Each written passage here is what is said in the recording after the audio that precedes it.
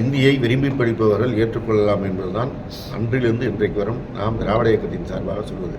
இந்தி திணிப்பைத்தான் எதிர்க்கிறோம். ஏற்கனவே நமக்கு இருமொழிக் கொள்கை இருக்கின்ற காரணத்தினால் தமிழகத்திலிருந்து பொறியியல் படித்தவர்கள் அதிகமாக இருக்கிறாங்க. ஒரு எக்ஸ்ட்ரா லக்கேஜாக ஹிந்தியை நம்ம தூக்கி சுமக்காத காரணத்தினால் நம்முடைய மாணவர்கள் சாஃப்ட்வேர் துறையில் மிக முன்னணியில் இருப்பது எல்லோரும் அறிந்த செய்தி.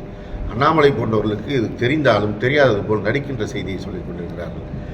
மிக குறிப்பாக சொல்ல வேண்டும் என்றால், ஏற்கனவே சமீபத்தில் கூட வலைதளங்களில் நீங்கள் பார்த்துருக்கீங்க. 3வது மொழி படிக்கணும்னா கம்ப்யூட்டர் சார்ந்த மொழிகளை படிக்கட்டும், அவங்க ஜாவா படிக்கட்டும், C+ படிக்கட்டும். இது எதுக்கு அப்படிங்கிறாங்க. ஹிந்தி படித்தவர்கள் இங்கே ஹோட்டல் வேலை செய்கிறாங்கிறத அப்புறம் திருப்பி நாங்கள் சொல்கிற மாதிரி தான் வைக்கிறாங்க. ஆங்கிலம் இணைப்பு மொழி, அதற்கான வழிவகையை பேரறிஞர் அண்ணா செய்த காரணத்தினால் இன்றைக்கு நாம் முன்னாடி இருக்கிறோம். அதற்கான வழிவகையை ஏற்றுக்கொள்ளாத காரணத்தினால் வடமாநிலத்தவர்கள் என்ன நிலைமையில் இருக்கிறார்கள் என்பதை நாம் பார்த்து கொண்டிருக்கின்றோம். எனவே எந்த விதத்திலும் மும்மொழிக் கொள்கை தேவையற்ற ஒன்று. அது நமக்கு சுமையானது. விருப்பப்பட்டு படிப்பவர்கள் யாரும் தவிர்க்க போவதே கிடையாது. அது அவங்க இஷ்டம்.